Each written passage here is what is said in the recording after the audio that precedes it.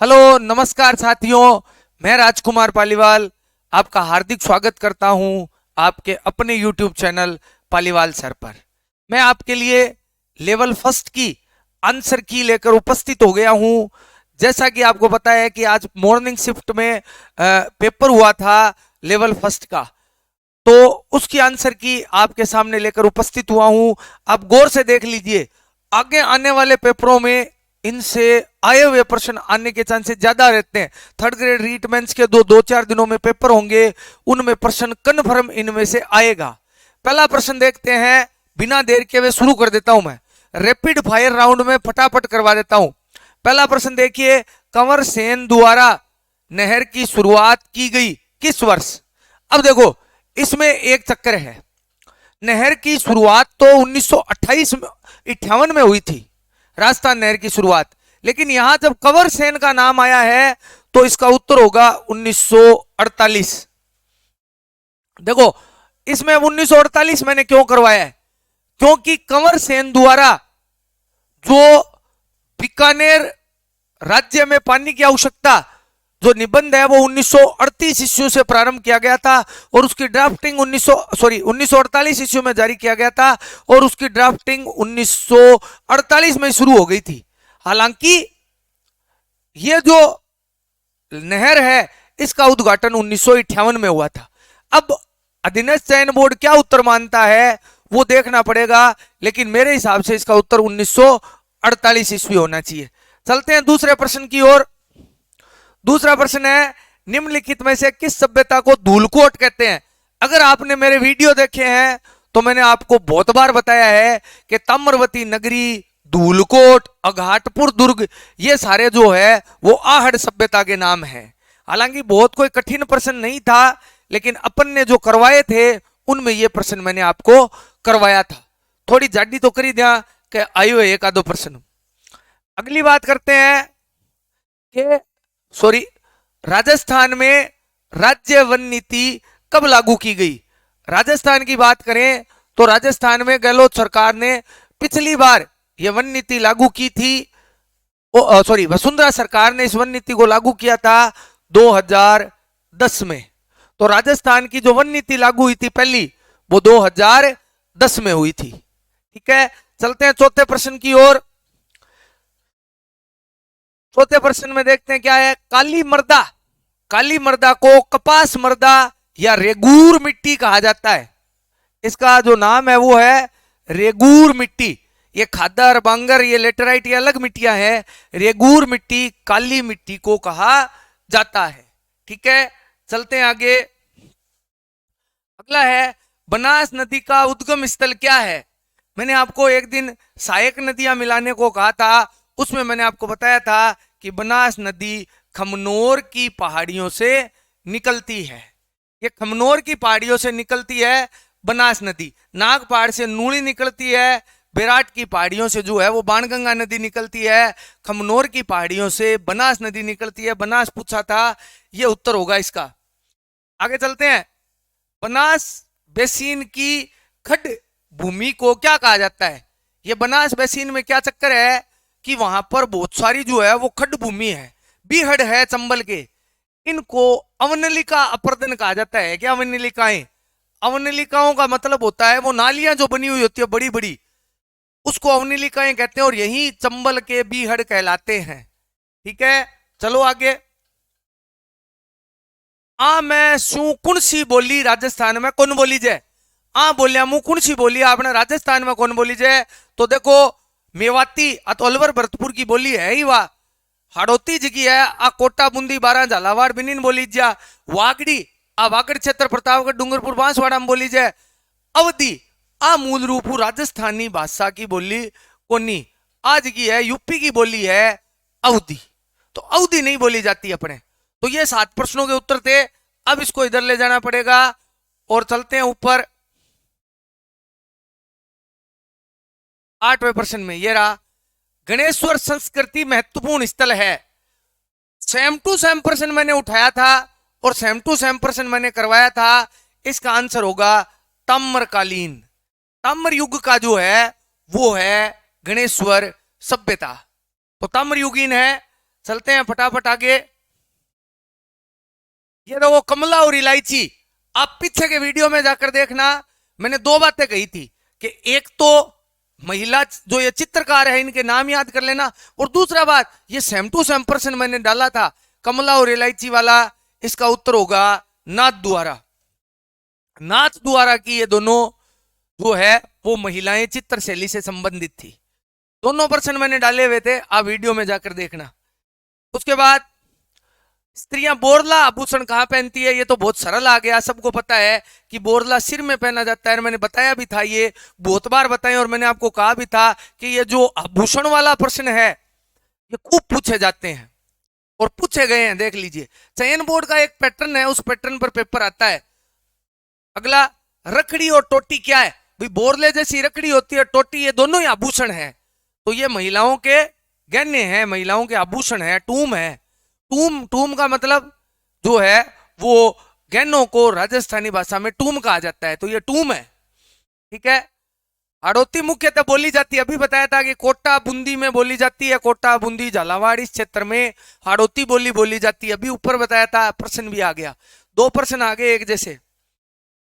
अगला, बरखान क्या है? बरखान अर्धचंद्राकार दोहरा है, रेत का दोहरा न कब है? तो रेत के टीले हैं साहब, रेत के टीले हैं बरखान।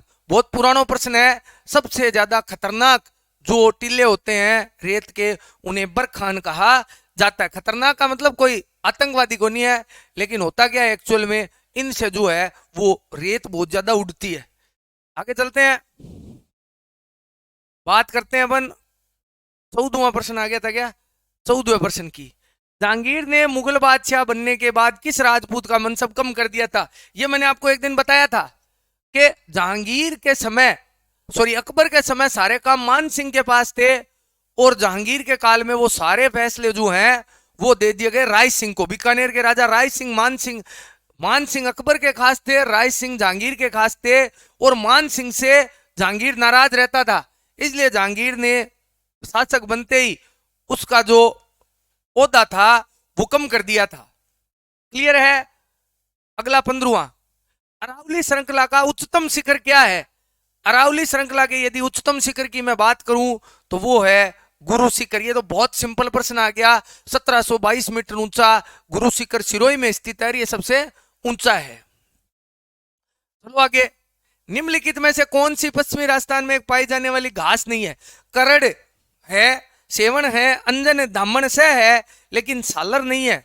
ये सालर वन होते हैं, सालर वन ये नहीं है, सालर घास नहीं है, ये वनों का एक प्रकार है, ये घास नहीं है। धामण, करड़, अंजन, सेवन ये राजस्थान के पश्चिमी क्षेत्र में पाई जाने वाली घास है। ये सेम टू सेम प्रश्न आया हुआ है पहले कि क्या बोलते हैं इसको, धामण, करड़, अंजन, सेवन ये क्या है? ये घास के प्रकार है, लेकिन सालर नहीं है। बिल्कुल सही है।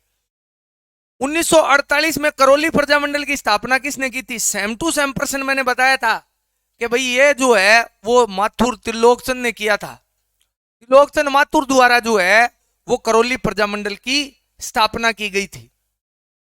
तो ये भी बताया गया प्रश्न है, ध्यान में रखना चाहिए था आपको, अगर रखा है तो बहुत फायदा हुआ है। 18वां प्रश्न है, निम्न में से कौन सी राजस्थान की एक लोक नाट्य शैली नहीं है? तो देखो, ख्याल है, रम्मत है, सुहांग है, तीनों बताए थे मैंने आपको। ढाडी जो है वो एक जाति है राजस्थान की, जो गायन से अपना जीवन व्यतीत करती है। तो ढाडी एक जाति है, ढाडी जो है वो एक जाति है, न कि वो एक जो है वो कला है, लोकनाट्य शैली नहीं है, ये एक जाति है। आगे चल रहे हैं, अगला है मानहेरा टिब्बा प्रमुख खनन क्षेत्र है। देखो एक्चुअल में जैसलमेर का ये क्षेत्र है, और यहां से प्राकृतिक गैस और पेट्रोलियम दोनों निकलते हैं, लेकिन जैसलमेर में ज्यादातर प्राकृतिक गैस निकलती है, तो इसका उत्तर जो है वो प्राकृतिक गैस होना चाहिए। हो सकता है पेट्रोलियम या डिलीट भी हो सकता है, लेकिन ज्यादा चांस यही है कि इसके उत्तर जो है वो प्राकृतिक गैस माने। अब ये कौन सा प्रश्न आ गया था? 19वां। 20वां प्रश्न लेने के लिए अपने को इधर जाना पड़ेगा, तो इधर आ जाते हैं। 20 20 20 20 ये रहा 20। निम्नलिखित में से कौन फड़वाचन से संबंधित है? तो फड़वाचन से मैंने आपको उस दिन ही बताया था कि बाबूजी का भोपा रावण हत्या वाद्य यंत्र के साथ। पिछले ही वीडियो में आप देख लेना, मैंने बताया था कि रावण हत्या वाद्य यंत्र के साथ भोपे जो है वो पाबू जी की फड़े बांचते हैं। आगे चलते हैं। भारतीय वन्य जीव संरक्षण अधिनियम, ये तो पीछे एक पेपर में भी आया था, बकायदा तारीख सहित बताया था कि 1972 में वन्य जीव संरक्षण अधिनियम भारत में लागू हुआ था। तो काफी प्रश्न आए हैं अपने पढ़ाए हुए में से। आगे देखो, चित्तौड़ के किले में त्रिभुवन नारायण मंदिर का निर्माता कौन था? तो इसका निर्माता था भोज परमार। राजा भोज ने जो है वो भोज परमार जो शासक था उसने त्रिभुवन नारायण के मंदिर का निर्माण चित्तौड़गढ़ दुर्ग में करवाया था। क्लियर है? राजस्थान में रामकथा के आधार पर आख्यान काव्य कुण लिख्यो? रामायण सिरेनाव शू आख्यान कुण लिख्यो? इकी बात करूं तो मेहोजी गोदारा, मेहोजी गोदारा साहब ने जो है वो ये रामायण का पाठ है लिखा था। तो मेहोजी गोदारा उत्तर होगा इसका 23वें का। जटिल प्रश्न था ये, बिल्कुल बकायदा, इससे पहले देखा ही नहीं गया था ज्यादा। राजस्थान में तेरापंथी संप्रदाय निम्नलिखित में से किससे संबंधित है? देखो, तेरापंथ जो संप्रदाय है ये जैन धर्म से संबंधित है। आचार्य भिक्षु ने इसे शुरू किया था। हमारा सरदार सर तो जैन धर्म में जो है वो यही आचार्य महाप्रज्ञ की मृत्यु हुई थी, और महाश्रमण जो वर्तमान में जैन आचार्य है वो सरदार सर से रिलेटेड है। तो तेरापंथ का तो आसान सा ही प्रश्न था। वैसे देखे तो मारवाड़ की पन्ना दाई किसे कहा जाता है? ये गोरा दाई को कहा जाता है। गोरा दाई ने जो है वो अजीत सिंह की जान बचाने के लिए अपने पुत्र की बलि दे दी थी, इस कारण इन्हें मारवाड़ की पन्ना दाई कहा जाता है। ठीक है, चले आगे। ये प्रश्न कौन सा था भाई? 25वां, 26वां लेते हैं अब। 26वां प्रश्न ये रहा, देखो, कृष्ण कुमारी किस राज्य की राजकुमारी थी जिनके विवाद ने राजपुताना में राजनीतिक उथल पुथल उत्पन्न कर दी? मैंने आपको पिछले वीडियो में बताया था कि यह मेवाड़ की राजकुमारी थी जिसकी शादी जोधपुर के राजा के साथ हुई थी, जिनकी मृत्यु के बाद में जयपुर महाराजा के साथ इनकी सगाई हुई और उस वजह से यह विवाद बढ़ गया और बाद में कृष्ण कुमारी को जहर देकर इस विवाद को समाप्त किया गया था। आमिर खां पिंडारी के कहने पर इन्हें जहर दिया गया था। यह तक मैंने आपको बताया था, पिछले वीडियो में आप देख लेना। ट्रेंच कमीशन का संबंध किस आंदोलन से है? बहुत बार बताया है किसान आंदोलनों में कि ट्रेंच का संबंध बेंगू किसान आंदोलन से था। ट्रेंच कमीशन बेंगू किसान आंदोलन के दौरान समझौता करने के लिए बनाया गया था। आगे आओ। राजस्थान के किस संभाग में सर्वाधिक मक्का होता है? वैसे मक्का चित्तौड़गढ़ के आसपास ज्यादा होता है, तो संभाग हो गया उदयपुर। उदयपुर संभाग में सबसे ज्यादा मक्का राजस्थान में उत्पादित होता है। चलते हैं आगे। जनगणना 2011 के अनुसार किसी एक व्यक्ति जिसकी आयु 7 वर्ष से अधिक है वह किसी भाषा के समझने के साथ पढ़ और लिख सकता है, तो वो क्या कहलाता है? देखो, वो कहलाता है साक्षर। साक्षरता की परिभाषा है कि व्यक्ति 7 वर्ष से बड़ा हो और किसी भाषा को पढ़ने और समझता हो, लिख पढ़ ले, वो साक्षर है। तो इसका उत्तर साक्षर होगा, ध्यान रखना। मुकुंदरा की पहाड़ियां कौन से जिलों में है? बिल्कुल बताया था कि मुकुंदरा नेशनल पार्क कोटा में है, तो कोटा झालावाड़ के आसपास ये पहाड़ियां स्थित है। तो ये भी बहुत ही सरल सा ही प्रश्न था। 30 नंबर प्रश्न हो गया। लेते हैं 31 नंबर। 31 नंबर प्रश्न है, निम्नलिखित में से कौन सा सही नहीं है? देखो, ये बालाजी वाला तो कल ही बताया था मैंने आपको। ये तो बालाजी वाला मैंने कल बताया था आपको कि सामोद में है। सुंदा माता वाला जालोर में अपने को पता ही है। ये करनी माता वाला अपने को पता है कि उदयपुर में है। ये सावित्री माता रोपवे जो है, सावित्री माता रोपवे, ये पुष्कर में है। ये पुष्कर में है, इसको बता दिया सिरोही में, तो ये गलत हो गया। असुमेलित पूछा है तो यही होगा, 20 से निश्चित तौर पर यह होगा। अगला, राजस्थान में वालर क्या है? देखो, राजस्थान में वालर एक स्थानांतरित कृषि है, एक नृत्य है जो गरासियों द्वारा किया जाता है। वो इसमें ऑप्शन नहीं है, तो यहां उत्तर होगा कि वालर एक स्थानांतरित कृषि है, आदिम कृषि की स्टाइल है वालर। आगे देखो, कुंभलगढ़ और गोगुंदा के बीच की उच्च भूमि को क्या कहते हैं? देखो, पता होगा आपको, इसे बोराट का पठार कहते हैं, बोराट भूमि कहा जाता है इसे। ये ऊपरमाल गिरवा, ऊपरमाल वो बिजोलिया वाला भाग है, गिरवा ये तस्त्री नुमा उदयपुर के आसपास वाली पहाड़ियां हैं, तो इसका उत्तर हो गया बोराट। मेजा बांध कल ही बताया था, नदियों में जब पढ़ा रहा था, तो पिछले वीडियो में जाकर आप देख लेना, मैंने बताया था कि मेजा बांध कोठ्यारी नदी पर है। ये रहा कोठ्यारी नदी, बनास की सहायक नदी है। मैंने आपको बताया था कि मेजा बांध इसी कोठ्यारी नदी पर बना हुआ है। 71 गद्य ओलूरी अखियता के रचनाकार है। ओलूरी अखियता की बात करा तो रेम नारायण जी जोशी, राजस्थानी भाषा के कवि नेम नारायण जोशी द्वारा इसे रचित किया गया है। बिल्कुल। कुंभलगढ़ के प्रमुख शिल्पी, ज्यादा विचार करने की आवश्यकता है ही नहीं, मंडन। बहुत बार आपको बताया जा चुका है कि इसका उत्तर मंडन होगा। चलें आगामी प्रश्न की ओर आ जाओ। जसनाती संप्रदाय की प्रधान पीठ कहां है? तो जसनाती संप्रदाय की प्रधान पीठ कतरियासर में है, बीकानेर में। मुकाम तलवा विश्नोइयों की है, कतरियासर बीकानेर में जसनाती संप्रदाय की है। ठीक है, चलते हैं आगे। जाहर पीर, ये समराथल, समराथल जो है वो जाम्बोजी का स्थान है। समराथल जाम्बोजी का है, मुकाम तलवा भी जाम्बोजी का है। ठीक है, तो जाम्बोजी वाला ये हो गया। ऊपर चलते हैं। राम स्वरूप किसान रोग कहानी संग्रह, प्रश्न संख्या 39 नहीं है, तो 39 नंबर का जो उत्तर होगा वो होगा डी, हाडा खोड़ी है। सॉरी, संग्रह नहीं है, तो ओ हाडा खोड़ी जो है वो बांगो संग्रह है। ठीक है, आगे चलते हैं। है पूछा इसमें तो ये है ही। भारत में गौरव रेल का उद्देश्य क्या है? गौरव रेल का उद्देश्य है राजाओं और उनके शाही स्थानों को, बीते हुए स्थानों को पुनः दर्शाना। इसलिए राजस्थान में जो पुराने चीजें हैं उनको दिखाकर प्रदर्शित करना, ये जो है वो इसका मूल उद्देश्य है। ठीक है, चलते हैं आगे। मरु राष्ट्रीय उद्यान, देखो वैसे तो देखें तो जैसलमेर और बाड़मेर दोनों में है, लेकिन इसका ज्यादातर हिस्सा जैसलमेर में है, तो मैं जैसलमेर मान लेता हूं। मैंने कल परसों वाले वीडियो में बताया था, ये लगभग 1900 किलोमीटर के रूप में जैसलमेर में है, 1200 किलोमीटर इसका बाड़मेर में है। अब उत्तर क्या मानता है बोर्ड? उत्तर में दोनों दे दिए, बाड़मेर और जैसलमेर। मेरे हिसाब से तो जैसलमेर मानेंगे, तो डिलीट भी हो सकता है क्योंकि बाड़मेर में भी ये काफी मात्रा में है। कला प्रेमी सावंत सिंह, ये तो बताता ही रहता हूं मैं कि ये किशनगढ़ के बनी ठणी वाले राजा हैं, तो इसका उत्तर तो हो गया किशनगढ़।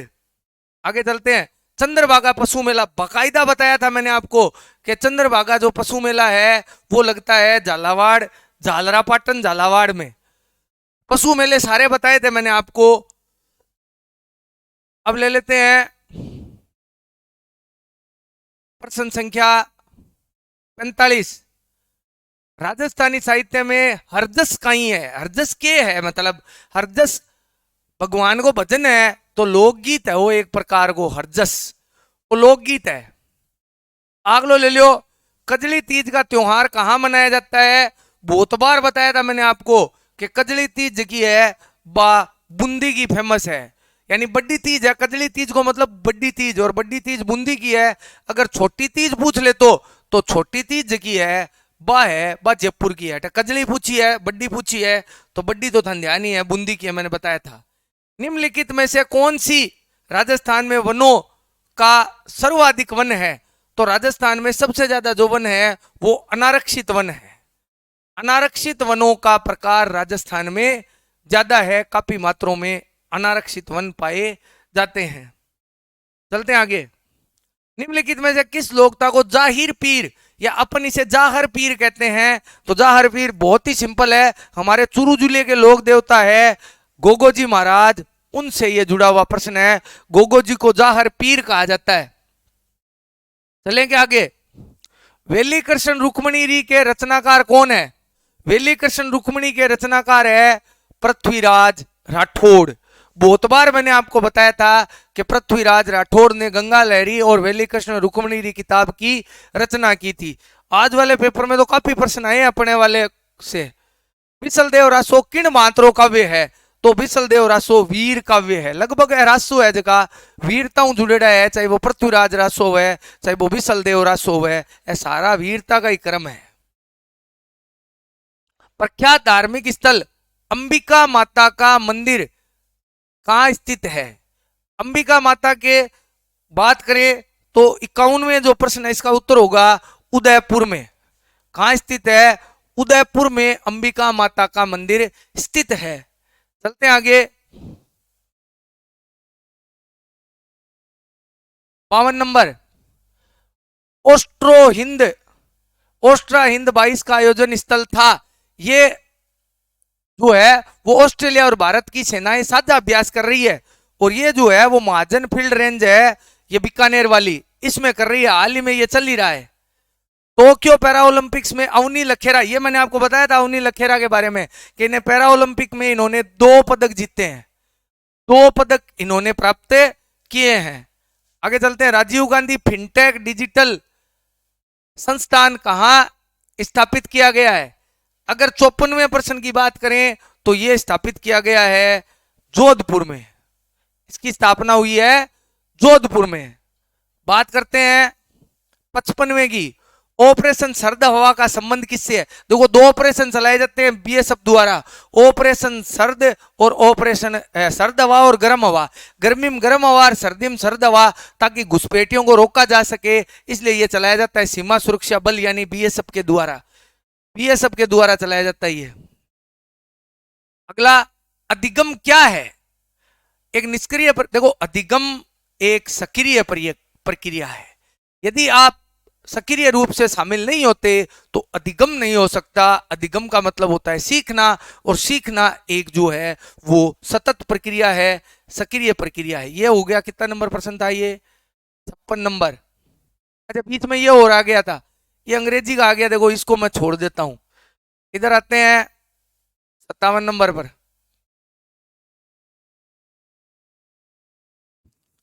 57 नंबर ले लेते हैं, ये रहा।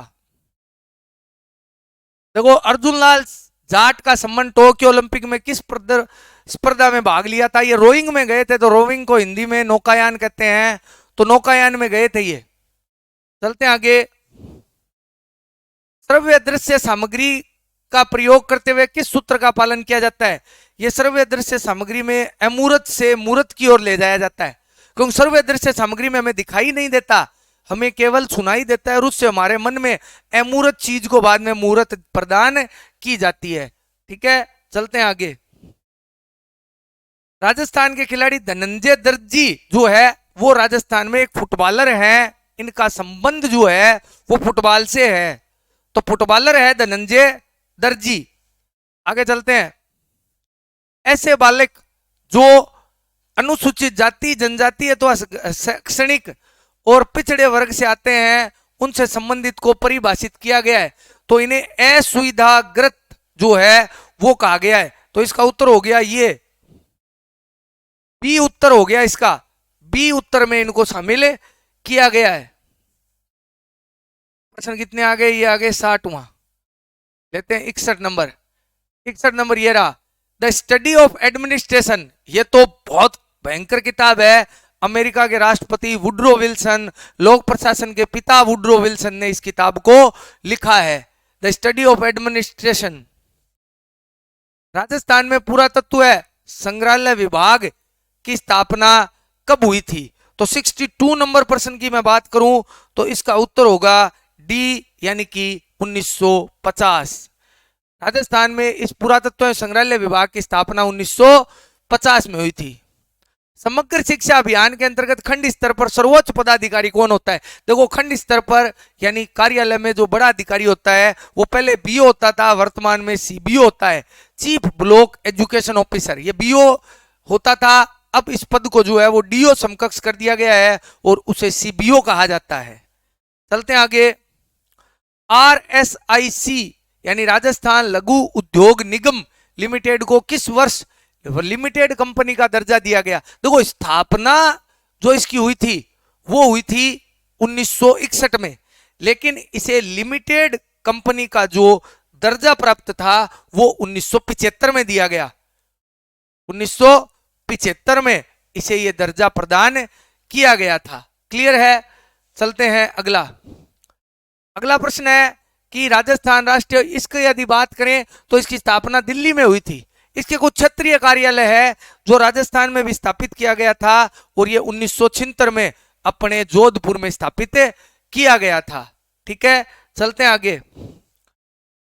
राज्य के युवाओं को रोजगार देने के लिए मेगा जॉब 5 व 6 जनवरी को कहां लगाया गया? 66 नंबर के उत्तर की अगर अपन बात करें तो 66 नंबर का जो उत्तर है वो मेगा ये जो जॉब मेला आयोजित किया गया था, ये हाल ही में जयपुर में ये मेला आयोजित किया गया था। चलते हैं आगे।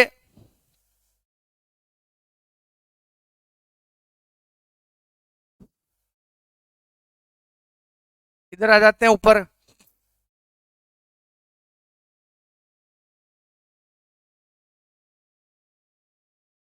67 नंबर, राजस्थान के कितने जिले सीमा क्षेत्र विकास कार्यक्रम के अंतर्गत आते हैं? तो इनकी मैं बात करूं तो 4 जिलों में सीमा लगती है राजस्थान के, तो 4 ही जिले इस योजना के अंतर्गत आते हैं, तो 4 होगा निश्चित तौर पर। आगे चलते हैं। राजस्थान का राज्य का आधिकारिक नृत्य है, बताने की आवश्यकता नहीं है, घूमर राजस्थान का राज्य लोक नृत्य है। उसके बाद जल जीवन मिशन 2024 तक सभी लोगों को पानी पहुंचाने का जो है वो लक्ष्य है, तो 2024 जो है इसका आंसर हो जाएगा 2024। चलते हैं 70वें प्रश्न की ओर। एशिया का सबसे बड़ा कृषि फार्म निम्नलिखित में से कहां स्थित है? आपको पता ही है कि ये तो सूरतगढ़ गंगानगर में है, बिल्कुल सूरतगढ़ गंगानगर में है। चलिए आगे। आरटी के अनुसार कितनों पर एक शिक्षक होना चाहिए? बिल्कुल बताया था मैंने आपको, 35 पर एक शिक्षक प्राथमिक क्षेत्र में लगाना जरूरी है। फिर आगे चले जाएं तो 200 पर एक है। आ जाइए। विश्वविद्यालय अनुदान आयोग की स्थापना किसकी सिफारिशों पर की गई थी? विश्वविद्यालय शिक्षा आयोग की सिफारिशों पर जो है वो इसकी स्थापना की गई थी। डॉक्टर राधाकृष्णन के नेतृत्व में बनाया गया था और उसने इसकी जो है वो स्थापना का दिया था, यूजीसी की स्थापना की सिफारिश की थी। अगला, कौन सा वन्य जीव जालोर का शुभंकर है? तो भालू या रींछ जो है, अलग अलग जिलों का आप देख लेना, इसका जालोर का भी भालू है। अगला, सबसे ऊंचे सियाचिन ग्लेशियर पर तैनात महिला अधिकारी अगर अपन बात करें तो कैप्टन शिवा चौहान, ये राजस्थान की रहने वाली है और हाल ही में इन्हें वहां नियुक्त किया गया है। ज्यादा टाइम नहीं लगा रहा, फटाफट करवा रहा हूं मैं आपको। आरटी 2011 ये राजस्थान का है। इस अधिनियम में कितने भाग हैं? तो बात करूं तो 10 भाग और 29 धाराएं हैं। ध्यान में होगा आपको, निश्चित तौर पर करवाया हुआ प्रश्न है अपने। आ जाओ इधर चलते हैं। अजय सिंह शेखावत का संबंध किससे है? तो अजय सिंह जी शेखावत वेट लिफ्टर है, यानी भारोत्तोलन से संबंधित है। आगे चलें। विद्यालय प्रबंधन समिति में कुल कितने सदस्यों में से कम 11 अभिभावक होने चाहिए? तो लगभग 3/4 जो है वो अभिभावक होने जरूरी है। चलें आगे। मिशन निर्यातक बनो की शुरुआत जो है वो राजस्थान में कब हुई थी? तो 78 की मैं बात करूं तो 78 में होगा 29 जुलाई 2021। निर्यातक बनो मिशन की शुरुआत 29 जुलाई 2021 को की गई थी। राजीव गांधी डिजिटल योजना, इसकी शुरुआत तो वैसे 12-13 में हुई थी, लेकिन अब इसमें उत्तर ही नहीं है तो अपन मान लेते हैं 13-14 में भी इसे लागू रखा गया था, तो 13-14 मान लेते हैं। भारत का प्रथम डिजिटल आर्काइव, ये जो अभिलेखागार है वो कौन सा है? तो राजस्थान में ये बीकानेर अभिलेखागार को डिजिटल आर्काइव बनाया गया है। सरसों अनुसंधान निदेशालय बताया था एक दिन कि भरतपुर के सेंवर में है, तो कोई दिक्कत ही नहीं है, सरसों अनुसंधान भरतपुर के सेंवर में है। कितने आगे? 81। चले 82 नंबर पर। 82 नंबर, अगर एक बच्चा प्राथमिक विद्यालय में कुल 130 विद्यार्थी नामांकित है तो राज्य सरकार द्वारा कितने बच्चों को वहां कितने अध्यापकों के पद स्वीकृत होंगे। यदि मैं 80 नंबर की बात करूं तो वहां पर जो है, सॉरी 82 नंबर प्रश्न है, 82 नंबर में 5 पद होंगे वहां, कम से कम 5 पद शिक्षकों के होंगे। 120 से ऊपर चले गए तो कम से कम 5 होंगे, फिर 200 तक। अगला, निशुल्क अनिवार्य शिक्षा अधिनियम कितने आयु वर्ग के लिए? बहुत ही सिंपल, 6 से 14 बताते ही रहते हैं, 6 से 14 पढ़ते ही रहते हैं, ये तो गलत हुआ नहीं होगा। बाबा का मगरा या बाबा का भागड़ा, प्यारी, ये सारे द्वीप कौन सी के है? बहुत बार बताया है आपको, जय संबंध झील में बाबा का भागड़ा या बाबा का भगरा मगरा ये द्वीप वहीं स्थित है। छोटे मोटे बहुत सारे द्वीप है इसमें। राजस्थान में पहला जेंडर बजट कब प्रस्तुत किया गया था? 2017-18 में राजस्थान का पहला जेंडर बजट जो है वो प्रस्तुत किया गया था। राजस्थान सांस्कृतिक लोक मंडल, ये तो आपको पता ही होगा, उदयपुर में है। सिंपल सा प्रश्न था। कितना नंबर आ गया ये? 86, तो 87 ले लेते हैं। 87 देखो, 2022 में किसे global youth human rights champion का जो है वो मिला? तो ये डॉक्टर कीर्ति भारती को भी दिसंबर में ये पुरस्कार दिया गया था। उसके बाद बात करें बीवी का मकबरा, बिल्कुल दौसा में है जरीना बीवी का मकबरा। धौलपुर में, सॉरी दौसा नाम आ गया, धौलपुर में है बीवी जरीना का मकबरा।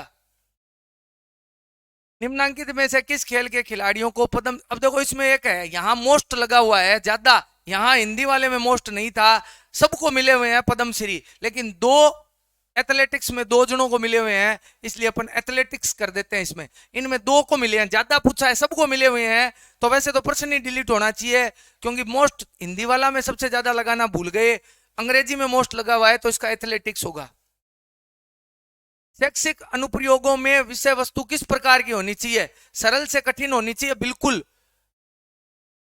सरल से जटिल होनी चाहिए, ताकि सीख सके। बहुत सिंपल सा प्रश्न है, आराम से कर देंगे आप। 91, निम्नलिखित में से कौन सा भौतिक परिवर्तन है? देखो विज्ञान का मैं वैसे हूं नहीं, लेकिन इसका आंसर ये होगा, क्योंकि भौतिक परिवर्तन का मतलब होता है चीज वापस वैसी की वैसी हो जाए, तो इतना पढ़ा हुआ जरूर है, तो मुझे पता है यही होगा। चलते हैं आगे, 91 के बाद चलते हैं 92 नंबर प्रश्न पर। 92 नंबर प्रश्न, तो राज्य में संसदीय सचिव को कौन शपथ दिलवाता है? कितनी बार मैंने आपको बताया था, कितनी बार आपको मैंने करवाया था कि मुख्यमंत्री संसदीय सचिव को शपथ दिलवाते हैं, ये तो मैं तीसरे चौथे वीडियो में बता देता था। संलग्न आकृति में जो x का मान बताना है अपने को, देखो इसमें जो मान होगा प्रश्न संख्या 93 का जो उत्तर होगा वो 100 होना चाहिए। ये जो है वो मैंने किशन सर है अपने मैथ्स के जानकार, उनसे निकलवाए थे, मैं उनको बहुत बहुत धन्यवाद देता हूं कि आपके लिए उन्होंने उत्तर बनाए। आगे देखो, ये अंग्रेजी का आ गया, वैसे मुझे आता नहीं है, लेकिन ये इसका उत्तर मुझे इतना जरूर पता है कि जब राजगण जी सर बताया करते थे तो हेड कभी चेंज नहीं होता, हेड का हेड ही रहता है, तो ये होगा कन्फर्म सही। इसका तो मैंने देखा था और मैंने खुद ने बताया स्वयं ने। निम्नलिखित में से किसका उपयोग, ये देखो ये नहीं पता विज्ञान वाला। 80 के निकटतम अभाज्य संख्या कौन सी है? देखो सबसे निकटतम 79 क्या अभाज्य है क्या? 80 81 तो होती नहीं है, 79 है अभाज्य, 79 में किसी का भाग नहीं जाता, तो 79 सबसे निकटतम अभाज्य संख्या है। 96 के बाद चलें क्या? 97 आ जाओ। 96 ये सकर्मक क्रिया नहीं है, कौन सी नहीं है? तो क्या का उत्तर किस में नहीं मिलता? सुधा फल रमा हंसती है, रमा क्या हंसती है, क्या हंसती है, क्या होता है? यही है पहला ही, बाकी सब सकर्मक क्रिया है, रमा हंसती है अकर्मक क्रिया है। ये मुझे नहीं पता भाई। मीराबाई का जन्म कहाँ हुआ? कुर्की में हुआ, 100% बता देता हूं आपको, बिल्कुल कुर्की में हुआ। दी गई आकृति में x का मान, देखो हमने निकाल लिया था x का मान, इसका 42 होगा, 42 किशन जी ने बताया था, मैं आपको बता देता हूं, बिल्कुल निकाल के दिखाया था उन्होंने। अंग्रेजी का आ गया, छोड़ देते हैं, आ गया तो अपने मेरे तो देखो। अगला, ये तो विज्ञान के एटलस पर्वत कहाँ है? जीके वाले करवा देता हूं, अफ्रीका में है एटलस पर्वत, बिल्कुल 100%। जातिवाचक संज्ञा कौन सा है? ये हिंदी का आ गया, तो ये भी बता देता हूं कि गंगा जो है वो जातिवाचक शब्द है, बाकी नहीं है।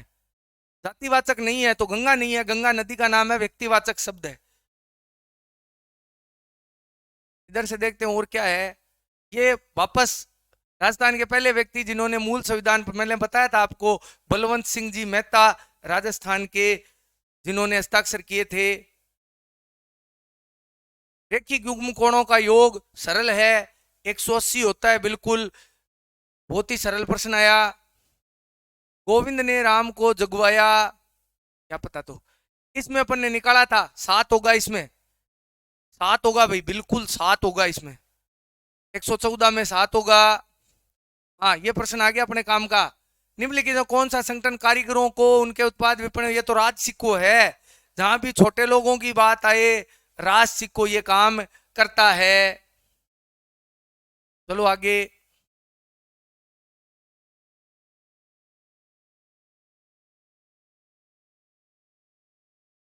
इसमें ऑडियो विजुअल मूव होना चाहिए शायद, पढ़ने से तो यही लग रहा है।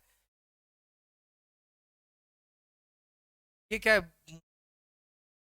इधर आ जाते हैं अपन, जीके के देखते हैं कोई बच नहीं जाए। ये बता देता हूं मैं, ये पता है मेरे को। जिस परीक्षा में प्रश्नों का स्तर एक समान हो उसमें कौन सा गुण का भाव होता है? उसमें यह भाव होता है विभेदीकरण का। विभेदीकारिता नहीं होती, विश्वसनीयता हो सकती है, वेदता हो सकती है, लेकिन विभेदीकरण नहीं होगा। आगे अंग्रेजी आ रही है, अंग्रेजी को चलने देते हैं। अब जीके का देख लेता हूं मैं, कोई है तो नहीं ना, क्योंकि जीके के करवाने जरूरी है, अपन जीके के ही हैं। अब ये साइकोलॉजी आ गई मुझे लगता है, तो साइकोलॉजी वाले तो अपने मामला गड़बड़ी है।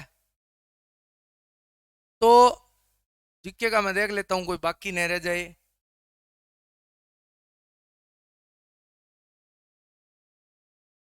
तो लगभग मैंने आपको, ये मैं बता देता हूँ, ये मेरे को ध्यान में है।